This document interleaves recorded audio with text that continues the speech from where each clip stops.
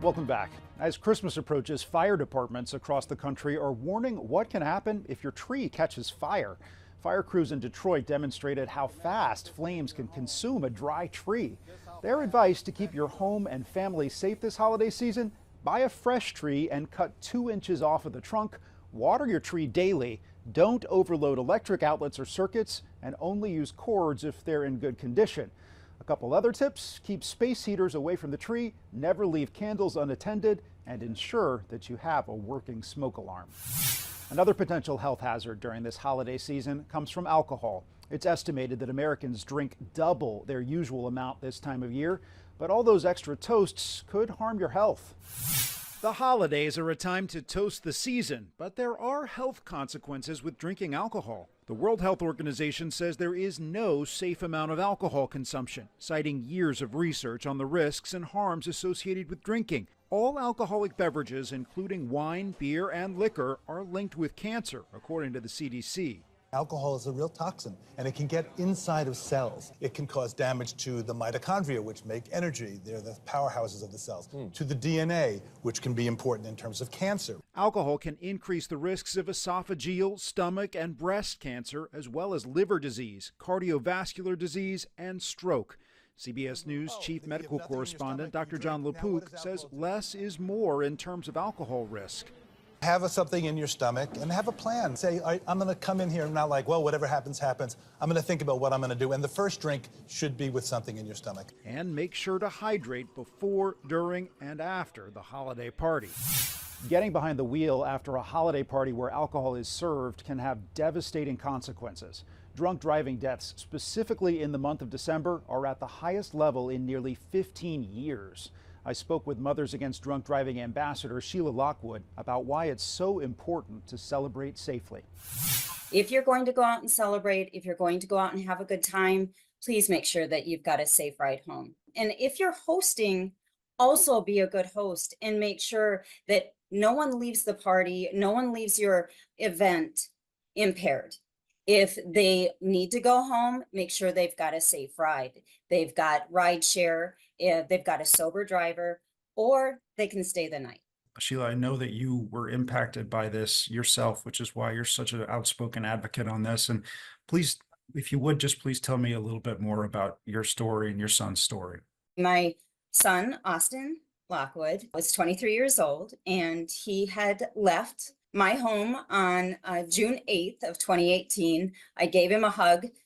He was going to work, and after work, he was going up to a summer house in Wisconsin. And on Sunday morning, around 1 a.m., the person that he went to help get their summer cabin ready for the season killed him.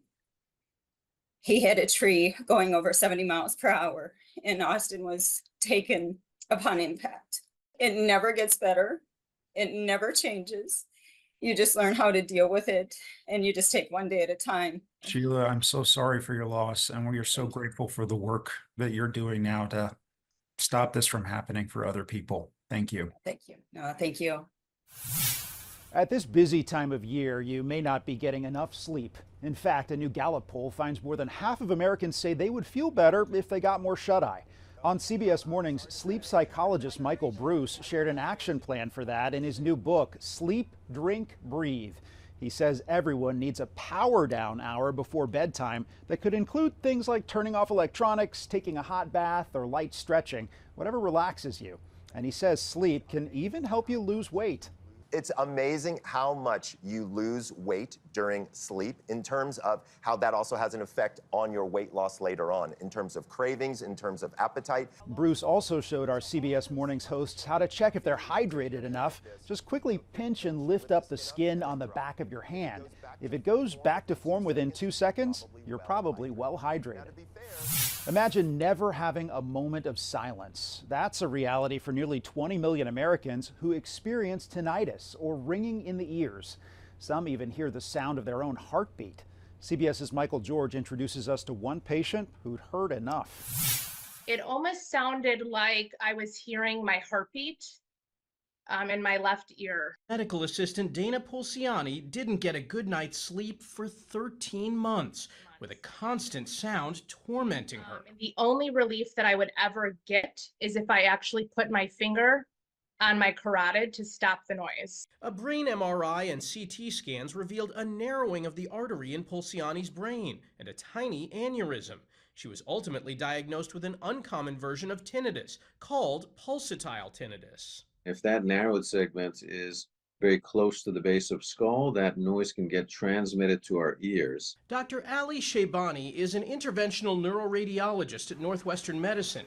He says once dangerous causes are ruled out, the main driver for surgery is the patient's quality of life. For Pulciani, there was a clear tipping point. One night around probably 2 or 3 in the morning, I could not sleep.